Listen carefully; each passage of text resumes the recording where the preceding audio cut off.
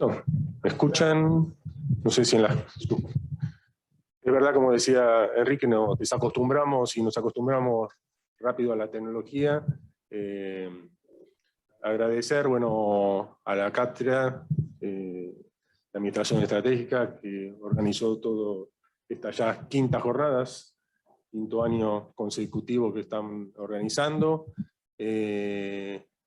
Agradecer todo el área también de sistemas, que estamos experimentando acá en este laboratorio de práctica profesional. Principalmente esta aula se usa para los 4 seminarios, así que ustedes la van a usar pronto, cuando avancen ya las últimas materias de la carrera.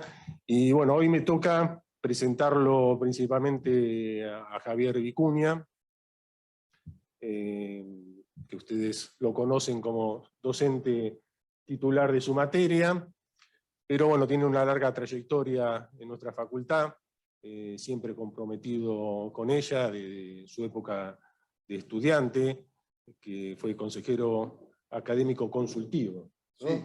Antes, eso es historia. Antes que estuviese la normalización, que se pudieran elegir las autoridades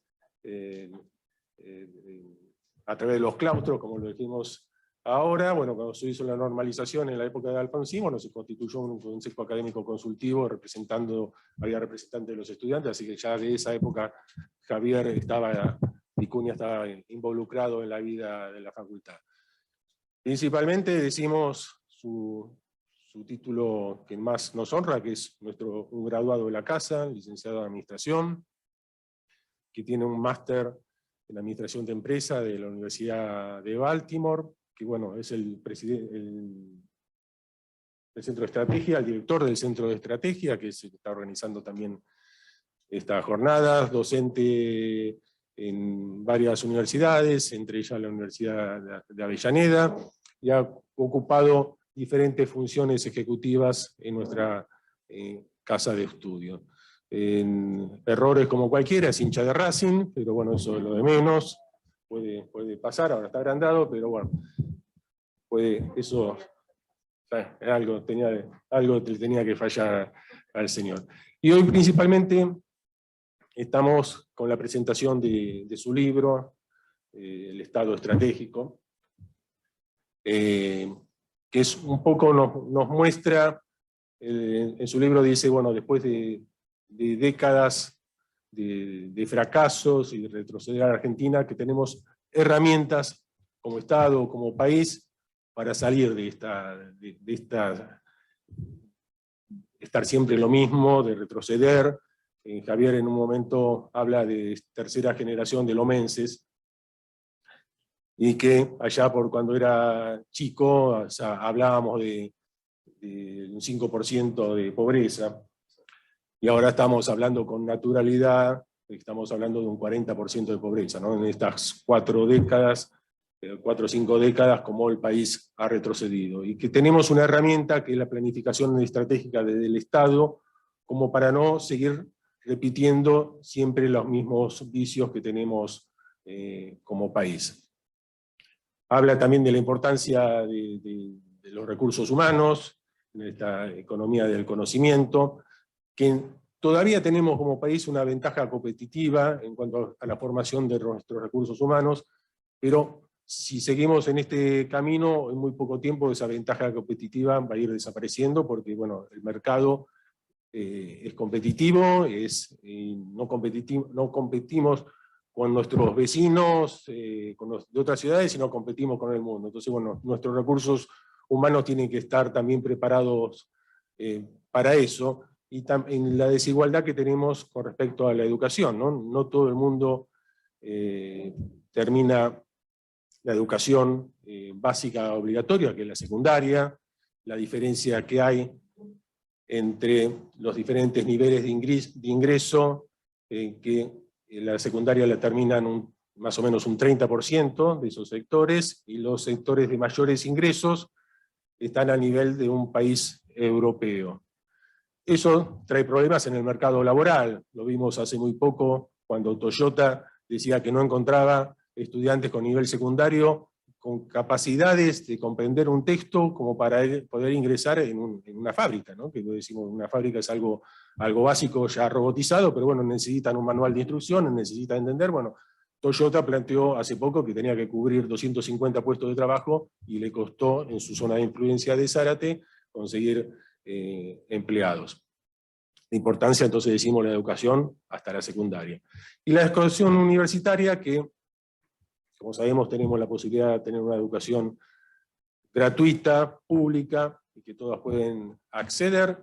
Bueno, también los sectores, la diferencia entre los mayores y menores ingresos, los mayores ingresos, más o menos el 50% termina su educación universitaria, y si vamos a los sectores de menos ingresos, apenas el 2%. O sea que a pesar de, en estos últimos 20 años, tener más universidades, esa brecha no se pudo ir remediando. Así que bueno, no te quiero robar más tiempo, Javier, felicitarte, porque sé que no es fácil ponerse a escribir y tener un libro, y bueno, lo dejo como para que nos hable un poco más en detalle. Gracias. Muchas gracias, Gabriel. Es verdad, ese consejo consultivo fue en el año 84.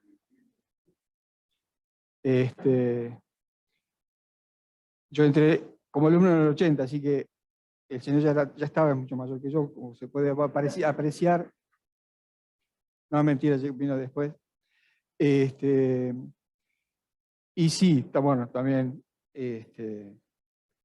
ya somos un grupo que venimos comprometidos, que algo se fue perdiendo, que tuvo que ver con una militancia política y con la no militancia, porque en el 80, 81, 82, cuando fuimos entrando los que estamos ahora, los más grandecitos en la facultad, graduados de la casa, no se podía militar porque había una dictadura militar. Y estaba prohibido, o se hacía de manera sotoboche, digamos, no era legal. Pero empezamos una muy interesante y muy fructífera etapa del 83, que fue la militancia, la que pudimos hacer en la universidad y en los distintos partidos, pero fue el nacimiento de toda una etapa, pero también había nacido hace muy poco nuestra universidad, que este año cumple 50 años. Entonces, para nosotros, que ya somos más veteranos, ver crecer a la facultad, a la universidad. La primera facultad fue esta, como edificio, en el Cruce de Lomas. Me fui de tema, pero me llevó acá el decano, pero eran tres carreras que iniciaron la universidad. Ingeniero zootecnista, por agrarias, una licenciatura en relaciones laborales, creo que era de sociales, y la licenciatura en administración. Exactamente. Somos licenciados en administración. Los contadores vinieron después, bueno, gente más numerosa, pero bueno, los que arrancamos fuimos nosotros. Porque en esa época había que tener carreras no tradicionales para poder arrancar una universidad nueva, que fue en el 72. Así que estamos muy orgullosos de eso. De la primera camada fueron solo 7 graduados en el año 77. Claro, arrancó 5 años, 72 a 77, el primer grupo fueron 7 graduados. Así que bueno, estamos en el deporte en el recuerdo. Pero con mucho orgullo, ¿no? Porque lo digo por lo que somos, estoy hablando en el caso de Gabriel y mío y los otros que somos ya veteranos, lo hacemos con mucho orgullo porque vimos, cuando llovía acá se suspendían las clases, porque no había calles y era barro, y los autos se estacionaban en la ruta. Así que miren lo que creció, y lo que sigue creciendo en la facultad. El aula 18 es un lujo, como lo es toda la facultad. Bueno, como decía Gabriel, el Estado, vamos a ver si acá, sí, perfecto. En la Argentina se habla muchas veces de si el Estado tiene que ser más grande o más chico, y los que son de derecha dicen que tiene que ser chico, y los que son más de izquierda dicen que tiene que ser muy grande y muy abarcativo, y muy presente. Y en realidad, mi visión es que lo primero que hay que definir es ¿para qué queremos un Estado grande o chico? Primero que hay que establecer un norte. ¿Dónde queremos ir? ¿Por qué? ¿De qué manera? Y entonces pensar qué Estado queremos, ¿no? El Estado como estructura y la estrategia como norte, lo que nos guía. Y después, lo que nosotros hablamos como la tríada, la cultura organizacional, la cultura que tenemos que tener para poder llegar al norte donde queremos llegar. Entonces, no importa si el Estado es chico o grande, no se puede terminar ahí la discusión política y de gestión, sino dónde quiero llegar. Entonces, el Estado estratégico, el libro en sí es una propuesta que busca repensar no solo el rol del Estado, sino la gestión de lo público, ¿sí? Por eso lo que yo decía, no solo es lo chico o grande, sino hay que ver, la gestión de lo público es algo sistémico, holístico, tiene que ver con todas las áreas al mismo tiempo, ¿sí? Y en largo plazo. El primer paso justamente es pensar el futuro, generar un futuro deseado, imaginarlo, diseñarlo, discutirlo, consensuarlo y formalmente poner manos a la obra.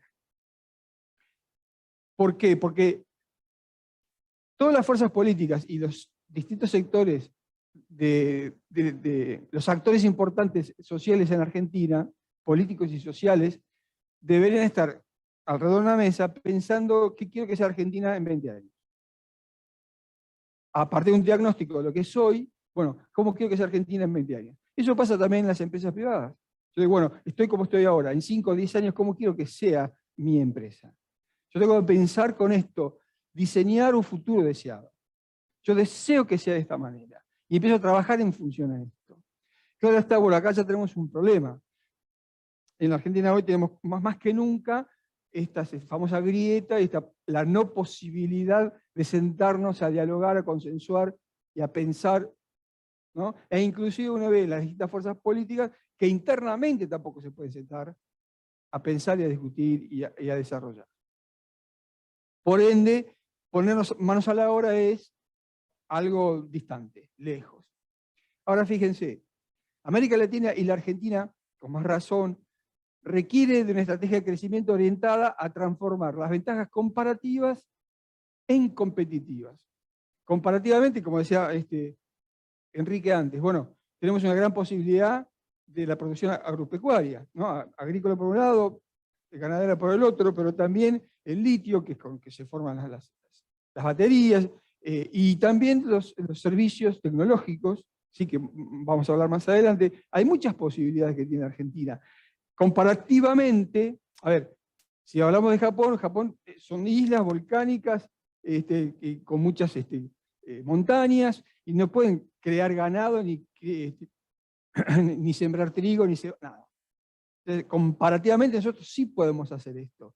Y hacer de eso comparativo algo que sea competitivo.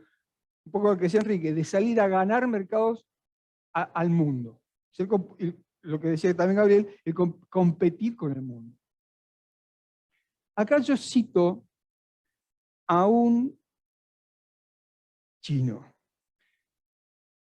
China es un país muy particular, porque es la segunda potencia mundial, con un crecimiento económico fenomenal, pero al mismo tiempo, o sea, es ultracapitalista, pero al mismo tiempo políticamente es comunista. Entonces, eso se hace en China nada más, únicamente lo han logrado los chinos, siendo una potencia que va hacia ser el primer país del mundo.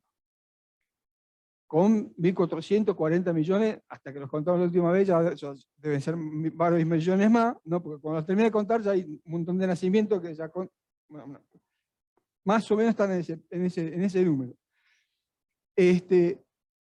Y sin embargo, este señor Lin, que ha hecho maestrías en la Universidad de Chicago, lo que nosotros ya más grandes sabemos denominados los Chicago Boys, pero porque era una escuela de economía muy liberal, digamos, muy de derecha, es como una contradicción. O sos chino comunista o sos Chicago Boy, ¿no? Es como un oxímoron, ¿no? Es una contradicción. Pero que sí son los chinos son pragmáticos. Y de esto no hay duda, lo estamos viendo. Entonces, este señor dice, y lo cito porque pasó a ser un referente de la economía de China, digamos, ¿no? que también tuvo influencia en el Banco Mundial y después, por supuesto, en la economía y en la planificación de la China moderna. Dice, la visión estratégica del poder político es la variable esencial para establecer el éxito o fracaso de un país en el territorio económico. Entonces, esta orientación es más importante que la riqueza de los recursos naturales. Y tiene razón, a mi entender, porque el poder político es quien decide. La política es una de las mejores y más importantes funciones y actividades que se pueden hacer. Que después muchos de nuestros políticos hacen de eso algo no muy agradable a la vista y con muy nefastos resultados, eso es otra historia, ¿no? La degradación de la actividad política es por parte de funcionarios o dirigentes con los cuales no coincidimos, pero no deja de ser la política uno de los mejores, más importantes factores para cambiar la realidad. Y él dice, claro, como son ellos, y es la política la que define, la visión estratégica del poder político es la variable esencial para el éxito y el fracaso. Y si nosotros ponemos a pensar el léxico que usan nuestros dirigentes cuando nos hablan y cuando están en campaña, es justamente la falta de léxico con respecto a visión estratégica, planeamiento, a ventaja competitiva, comparativa. De esto no hablan. No saben, no estudian, no sé, pero no acontece. ¿Y qué pasa a ser más importante que los recursos naturales? Vamos a Japón de nuevo. ¿Qué recursos naturales tiene Japón? ¿Sí? Entonces, las ideas del poder político y su liderazgo son las que deciden el desarrollo de un país. Y ahí Lind está también citando a Keynes, ¿no? Tarde o temprano son las ideas y no los intereses creados los verdaderos peligros del desarrollo económico. Bueno, y aquí, visto ahora puertas para adentro, ¿no? Mirándonos el ombligo, en la Argentina ahí tenemos dos problemas. No tenemos en nuestros líderes visión estratégica. Ni tampoco tenemos un liderazgo y ideas innovadoras, porque como decía recién Gabriel, estamos cometiendo los mismos errores hace décadas. Entonces, acá tenemos un problema. Y justamente el índice, bueno, el capital es el factor crítico de crecimiento y su acumulación depende del aumento de la productividad, que evita que decaiga la tasa de retorno. Si lo escuchara Marx hablando a un comunista como Lenin, digamos, también se pegaría un tiro, Charles Marx, porque está justamente en contra de esto, pero los chinos son prácticos. Necesitamos capital para poder crecer y lograr productividad.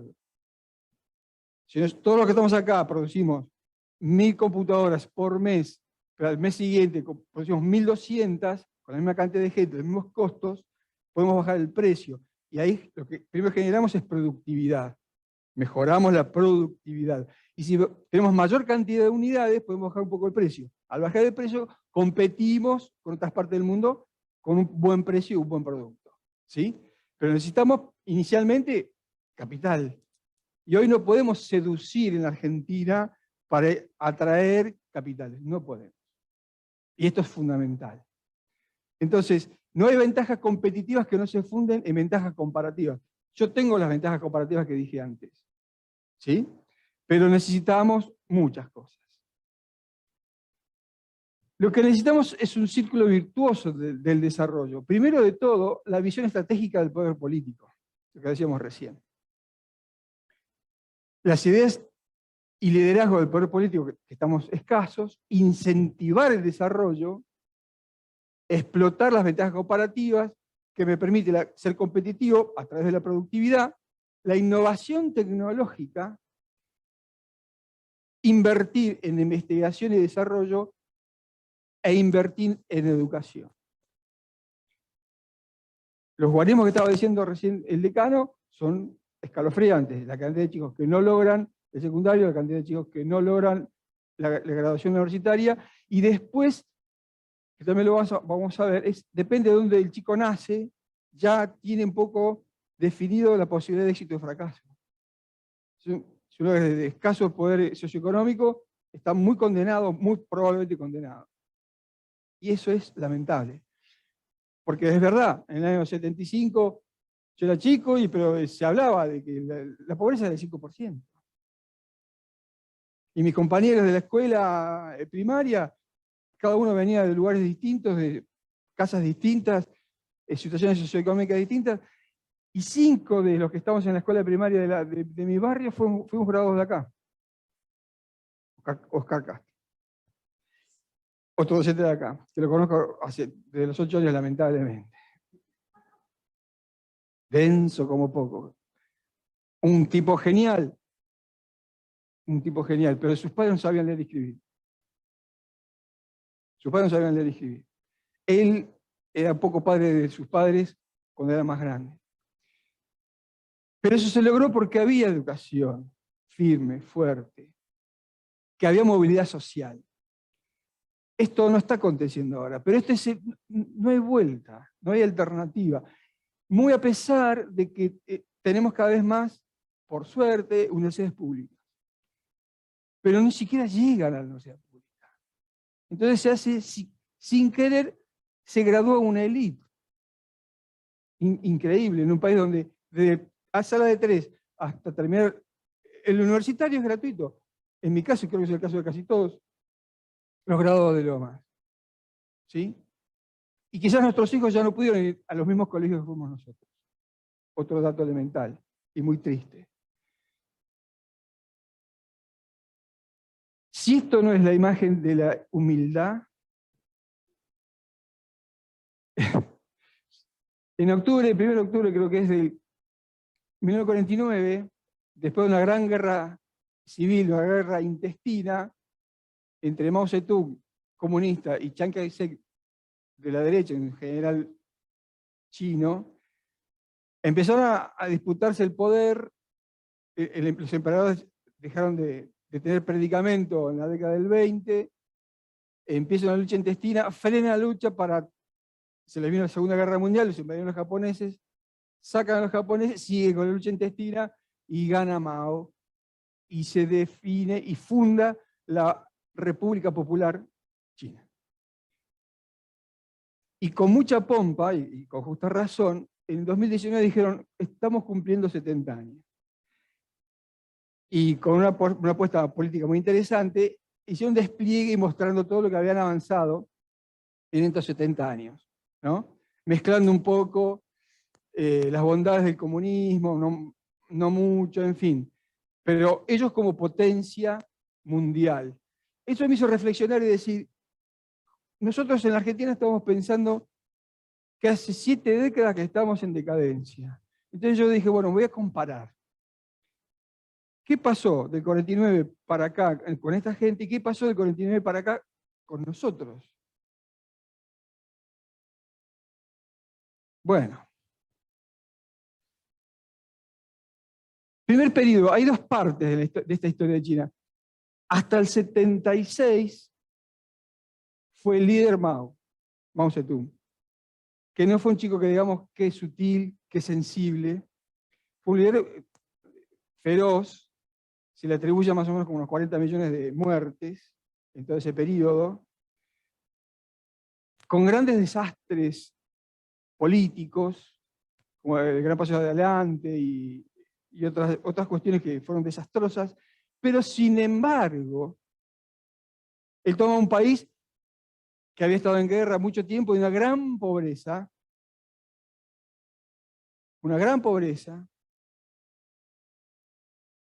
muy desvalido, y que siempre fue invadido. China no invadió nunca. Ahora, en este periodo, a pesar de todos estos desastres, entre el 50 y el 78, Mao muere en el 76. 77 fue grandes cambios, hubo algunas purgas, colgaron a varios, la viuda de Mao, y arranca Deng, un nuevo dirigente político. Pero en ese periodo, igual, así todo, el PBI chino se multiplicó por 4, porque siempre creció un 5% anual. A pesar de todo, creció un 5% anual. Ahora bien, entre el 78 y el 2011, el PBI chino se multiplicó por 130. Nuestro PBI hoy es 400.000 millones. Multiplicamos por 2, pasamos a 800.000 millones. Multiplicamos por 2, ellos multiplicaron por 130. Ningún país en la historia del capitalismo creció tanto en 30 años como el nivel chino, que fue 9,9. Nunca ningún otro país creció tanto. Y su PBI per cápita, o sea, el PBI dividido la cantidad de habitantes, lo multiplicaron por 92. 92 veces lo multiplicaron. Y fíjense, redujeron la pobreza. En el 81 tenían 97% de pobres, o sea, todo el mundo era pobre. Y el año 2005 lo bajaron a 36. Fue sistemático cómo bajaron la pobreza. Hoy Oriente tiene 1.000 millones de clase media. Asia. Pero el que tiene 440, 450 millones de clase media es China. Eso es poder adquisitivo. Eso es poder político, poder económico.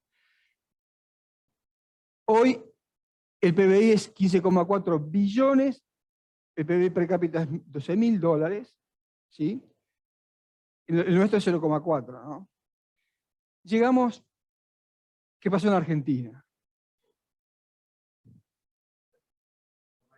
¡Opa! ¿Cómo estamos? ¿Cómo estamos? Qué lindo se ve. Más humilde, lo nuestro, mucho más humilde, un simple mapa. Sabiendo que iba a decir algo, ahí lo tenés.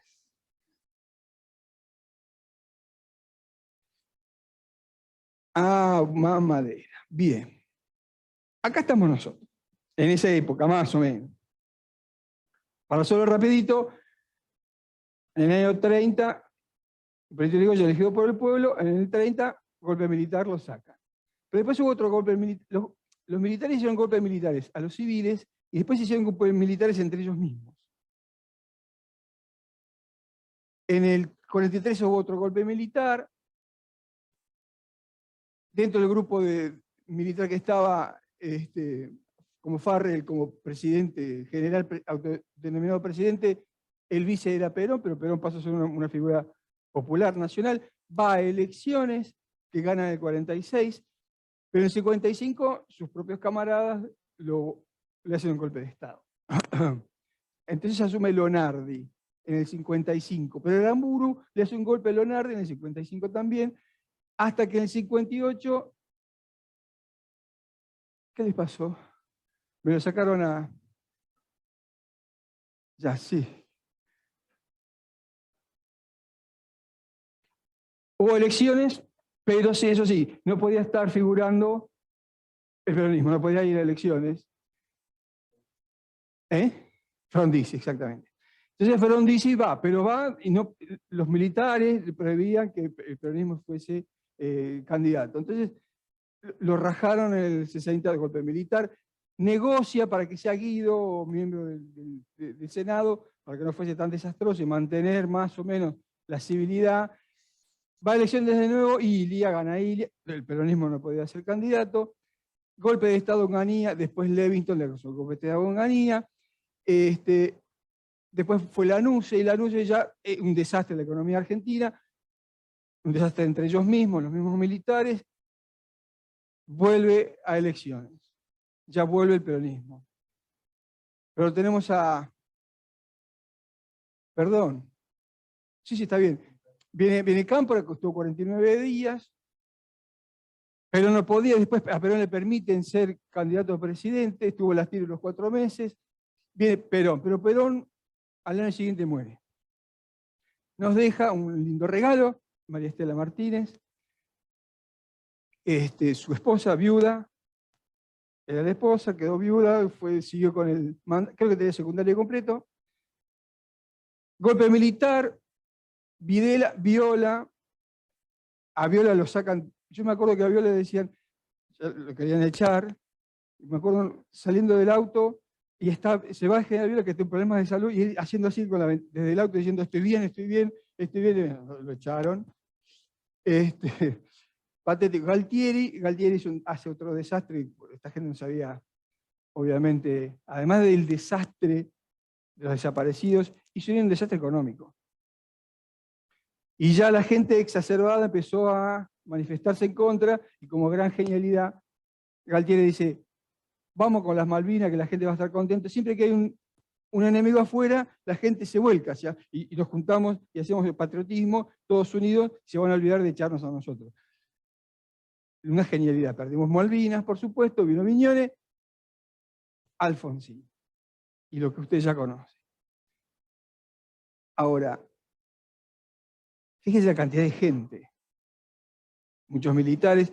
Y un detalle, nunca los militares estuvieron solos. O sea, siempre había civiles, ¿no?, en los ministerios, los técnicos, los que pensaban un poco más que ellos, que no era gente formada.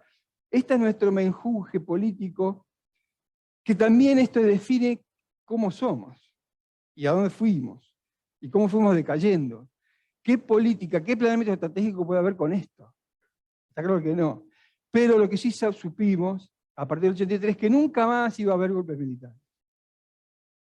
Que vamos a poder trabajar en democracia. Lo que pasa es que lo que se hizo a partir del 83 no fue muy bueno, que digamos. En 1896 fuimos, miren esto, el número 1 del ranking de países de acuerdo al PBI por habitante. O sea, PBI por habitante, el número 1 del mundo era Argentina. La red ferroviaria nacional llegó a ocupar el 10º puesto con 47.000 kilómetros en la Segunda Guerra Mundial. 1945, el país con más vías férreas funcionando era Argentina. ¿Saben cuándo llegó el primer tren a Lomas? En 1865. Y tardaba de Constitución a Lomas 35 minutos. ¿Sí? O sea que era un avance real, no eran ferrocarriles generados y construidos y administrados por inglés. La red de subtes porteños fue la primera en América Latina, la segunda del continente americano, la 11ª del mundo. En 1913 se inauguró la primera línea, la A. Fíjense, recién en los años 70 San Pablo y Santiago de Chile tuvieron sus subtes, antes no. Acá un poema. ¿Qué tenemos acá? ¿Cómo nos hemos manejado en la administración de lo público? Cualquier organización que junta 100 y gasta 110, tiene 10 de déficit. Si recauda 100 y gasta 90, tiene 10 de superávit. Acá se hizo un análisis de 117 años. ¿Cuántos hubo? Superávit 10. ¿Cuánto en déficit? 107. Cualquier empresa, si durante 107 años dio déficit, obviamente que el tercer, cuarto año está fundida. Los precios no se funden. Pero lo que sí logramos fue juntar 383% acumulado de déficit. Inviable, un país que hace esto es inviable. Hasta el año 17, después seguimos con el déficit, hasta el día de hoy. Esto es un país inviable. Y fíjense, de 1900 al 2017, agarramos a todo el mundo. Nadie puede decir, la culpa fue la herencia de, la culpa del otro, de más allá. Es una constante en la Argentina. Lo que pasa es que es como la bola de nieve, arranca de a poquito, y en la medida que va creciendo, bajando por la montaña, cuando llega a la base es gigantesca. Bueno, hoy tenemos la bola gigantesca, de los desaguisados que hemos hecho durante tanto tiempo. Por lo cual, tenemos el círculo de la decadencia. Ausencia de estrategia de país. ¿Qué estrategia vimos en todos estos años? Ninguna. Y aparte ahora, los políticos lo dicen las cosas con una increíble, pasmosa naturalidad. Vamos viendo y vemos aquello y vemos si vamos para allá y agregamos un impuesto y a ver qué onda. Una cosa infantil, la verdad que para asustarse. Entonces, no tenemos ningún norte, ninguna planificación de nada y tenemos una mala gestión. Ahí lo vemos con el déficit. Pero cuando yo debo plata y gasté 110, pero me entraron 100, esos 10 los tengo que cubrir de alguna manera. pido plata, tomo deuda, pero como ya hemos pedido tantas veces plata y no hemos devuelto muchas veces la plata, entramos en default varias veces, no son, qué alegría, la gente no quiere prestar plata. Entonces, empezamos a emitir moneda. Y eso genera inflación, además de perder valor la moneda local. Pero como no nos alcanza todavía con lo que tomamos, la guita que pedimos prestada, o la plata que emitimos, fabricamos papel sin valor, y no nos alcanza igual, incrementamos en la presión impositiva. Metemos impuestos y más impuestos. Ahora viene el impuesto. No, ganancias inesperadas. No, inesperadas. Esto es genial. Te viene el impuesto inesperado, ¿viste? Agarraron, distraído, un impuesto nuevo. No, inesperado, es genial. El nombre que le ponen, ganancias inesperadas, flaco. Por la guerra, ahora tu trigo vale mucho más, no lo esperabas eso, impuesto. Pero yo hace 2 años que me vengo fundiendo con la sequía. No dije pérdida inesperada, dije ganancia inesperada. Notable. Hasta notable los nombres que le ponemos, como si fuera una joda. Entonces, entre los desastres que vamos haciendo está la hipertrofia del Estado ineficiente. Un gran Estado donde van a parar los que no tienen trabajo. Es como un subsidio blanqueado. Municipalidades, provincia y nación. Meten gente. Y gente que no es que hay miles y miles más de personas que mejoran la salud, la seguridad, la educación. No. Es más gente. Eso la productividad ni a palo. Y es absolutamente ineficiente, por otro lado. Vayan a hacer un trámite ahora. Y de nuevo, vamos a la ausencia de una estrategia de país. No tenemos estrategia. Y esto se repite año a año, década a década. Un para arriba, ¿no? Vamos bien. 3 pequeños detalles. En 1833 llega Darwin en un barco que se llama Beagle y el capitán se llama Fitzroy. No sé si los nombres les parecen conocidos. A Darwin lo mandó el almirantazgo inglés a que vaya a hacer un mapa de lo que hay ahí en el sur, que no sabemos ni qué hay. Bueno, andar a relevar cosas. Le dijeron a Darwin, estuvo en Río Negro, en Bahía Blanca, de Bahía Blanca se vino a caballo hasta Buenos Aires, o sea que estuvo recorriendo bastante tiempo, y dijo, los habitantes respetables de este país ayudan invariablemente al delincuente a escapar. Parecería que piensan que el hombre ha pecado contra el gobierno y no contra el pueblo. Por suerte esto no lo hacemos más. Esto que descubrió, que lo sorprendió a Darwin, por suerte lo hemos dejado de lado, ya no lo hacemos más. Albert Einstein, en 1925, llegó para hacer 12 conferencias en Universidad de Buenos Aires, La Plata, Córdoba. Y también como tenía un alemán que tenía industrial, que vivía acá y hablaba, por supuesto, alemán y español perfectamente, un poco lo hacía de traductor y lo llevaba, inclusive lo llevó a su quinta a pasar 5 o 6 días en una quinta en Lavallol. ¿Qué tal? Y después de ver todo esto, dice, ¿cómo puede progresar un país tan desorganizado? Bueno, se ve que los alemanes son muy exigentes con el tema del orden. Y después Paul Samuelson, Premio Nobel de Economía, en el 70 dijo que había 5 tipos de países. Desarrollados, subdesarrollados, el tercer mundo, en esa época se hablaba del tercer mundo, o sea que Latinoamérica, África, es una gran cosa, Argentina y Japón, que no los podía calificar en ningún grupo. Bueno, en 1945 en Japón no había nada, y ya en el 70 volvieron. Y en Argentina había de todo, y no podían crecer, y al tipo le decían, ¿cómo lo hacen? No lo pudieron calificar. Bien. Yo me acuerdo de este billete, usted también. No me digan que no. Hay varios que están acá que se acuerdan. Circuló entre el 81 y el 82. Había que 1 millón de pesos. Tenía. Como había muchos argentinos en Estados Unidos, en Nueva York, como siempre, los yanquis no podían creer que había un país que tuviese un billete así. Entonces lo plastificaban y lo vendían por $20 diciendo, tengan su primer millón. No lo podían creer. Se ve que era de un país exótico, no se sabe de dónde, que tienen esto.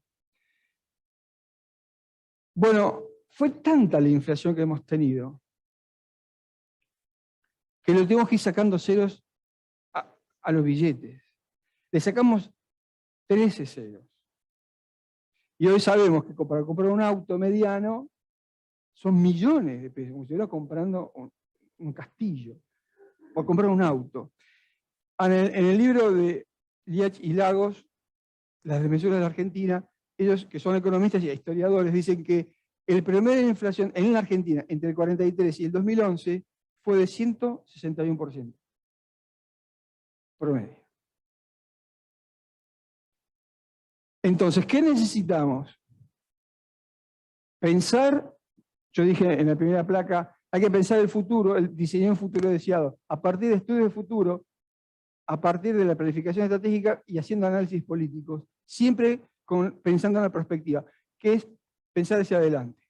La perspectiva es un concepto que elaborado por un político, un filósofo francés, que trabajó mucho en la administración de Francia, en la administración pública de Francia.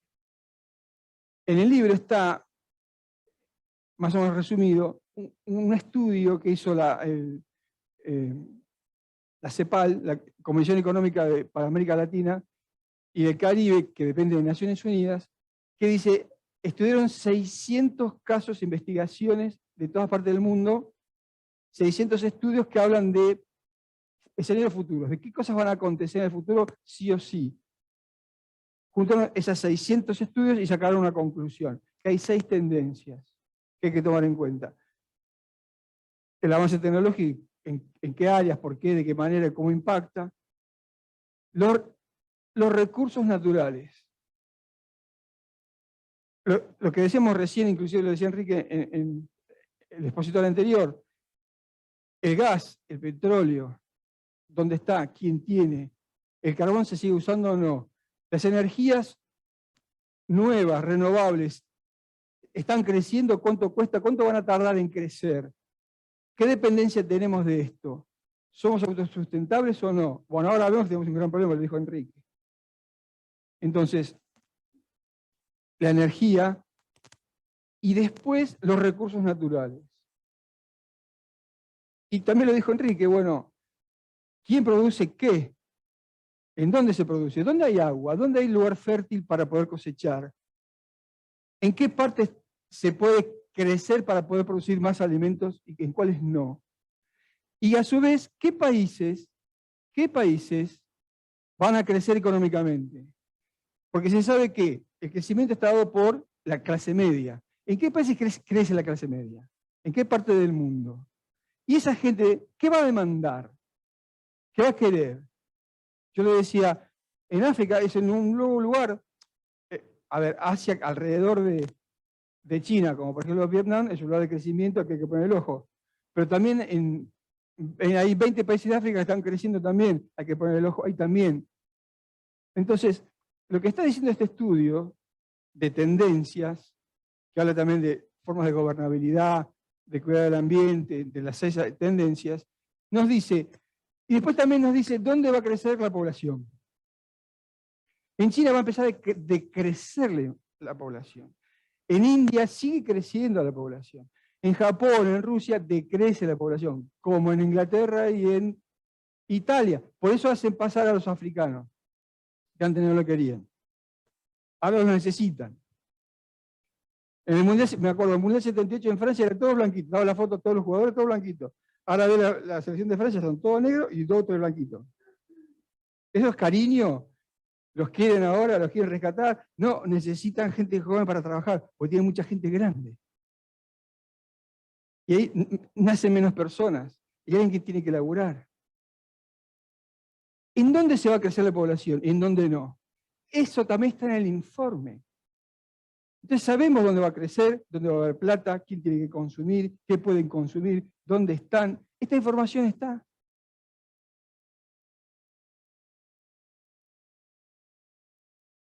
Esta es la producción del mundo. El mundo, a nivel mundial, se produce, el PBI mundial es 100 billones de dólares. ¿Quién es el primer productor? La principal economía, Estados Unidos con el 24%,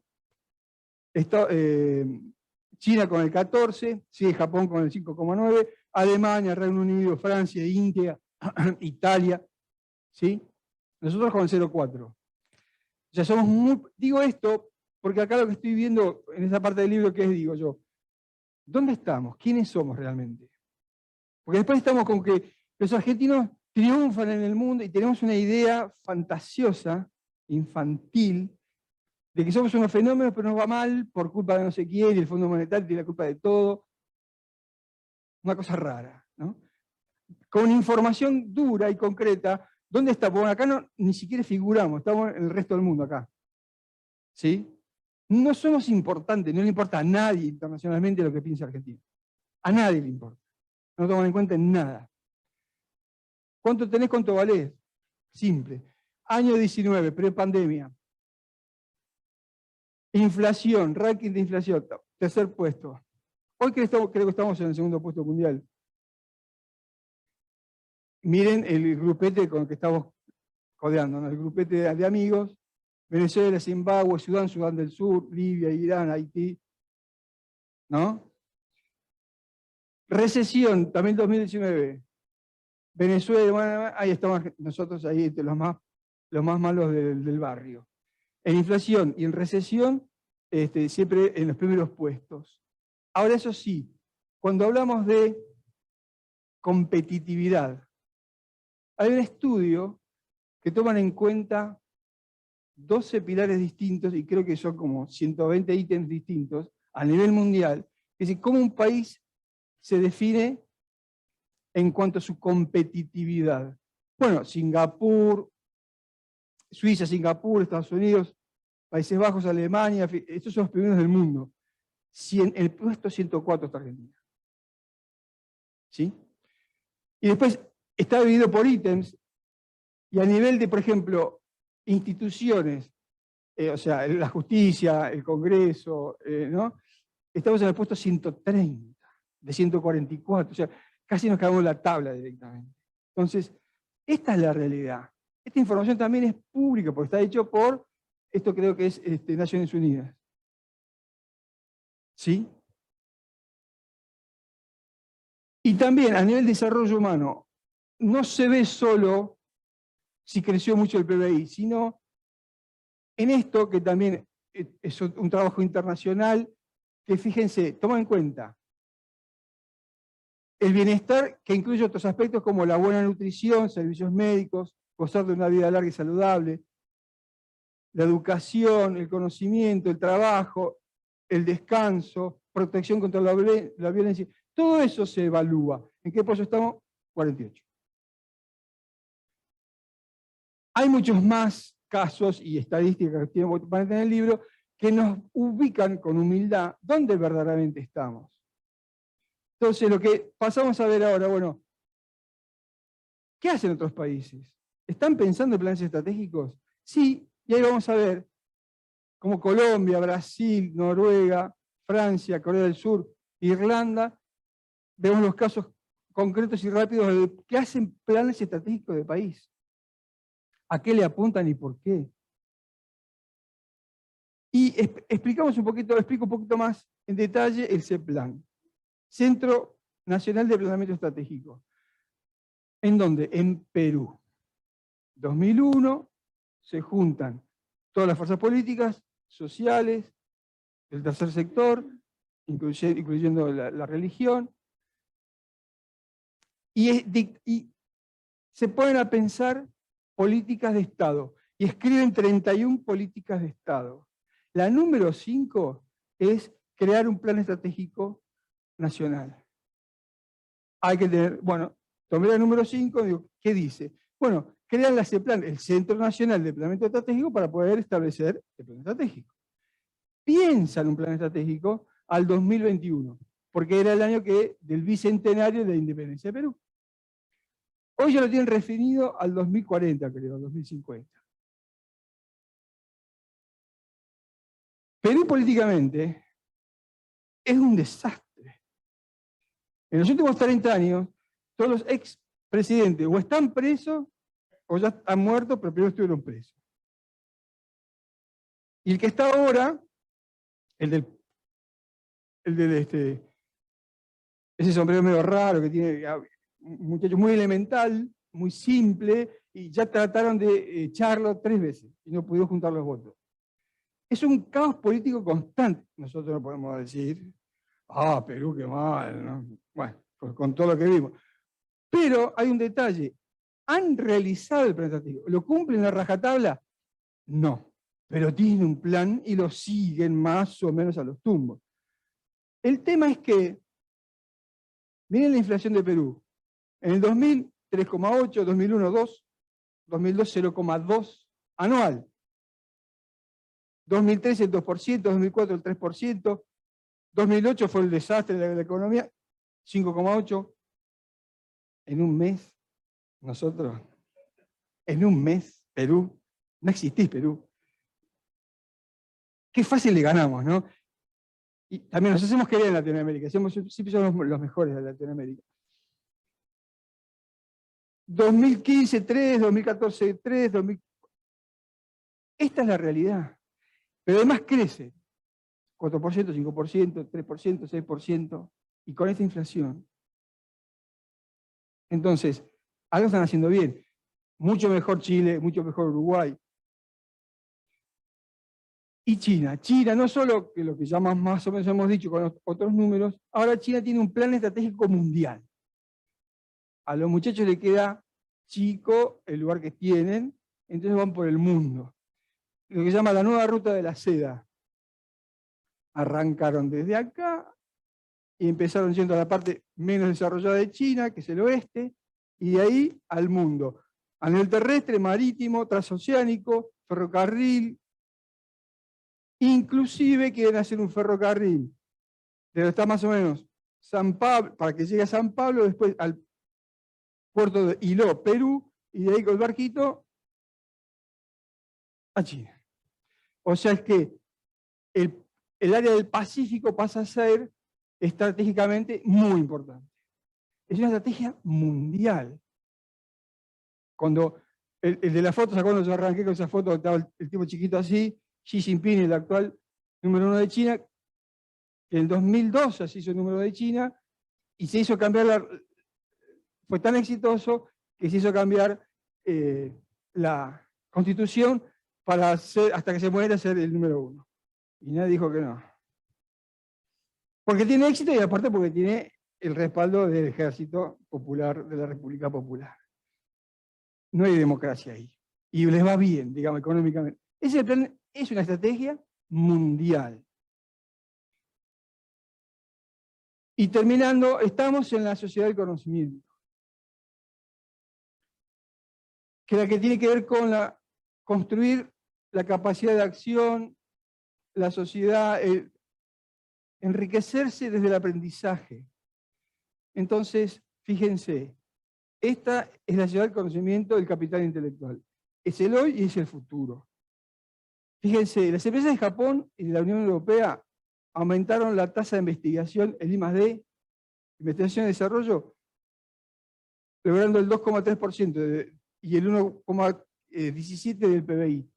Lo que invierten las empresas privadas en I+D representan este porcentaje de su propio PBI. Ahora, en Estados Unidos el total de gasto de I+D, sumado el gasto privado y el público, es de 480.000 millones de dólares. Periodo 21-22. Destinan a investigación y desarrollo 480.000 millones de dólares. Y el segundo país del mundo es China con 240.000 millones de dólares. Nada es casual. Nada es casual. Son las dos grandes potencias del mundo. También es cierto que gastan 800.000 millones en fuerzas militares. Estos chicos, ¿no? Pero esto lo hacen. Nada es casual. Acuérdense el círculo virtuoso, ¿no? Investigación y desarrollo, educación. Nada es casual. Es así, es lo que se tiene que hacer. ¿Qué pasa en Argentina? El 46%, bueno, un poco, esto ya lo dijo Gabriel. Fíjense este detalle. La mitad de las escuelas estatales no tienen agua potable o cloacas. Y un tercio no tiene acceso al asfalto. Y empiezan a haber también diferencias, lo que decía Gabriel también, entre la gente con poder adquisitivo, que sí se puede recibir, y los que no tienen poder adquisitivo no se pueden recibir. Entonces empezamos a tener una brecha muy tremenda, donde va a poder tener éxito según donde nazca el chico. Eso es tremendo. Entonces, los servicios basados en conocimiento, Argentina es muy importante a nivel mundial. Esto es una gran cosa que tenemos a nivel mundial.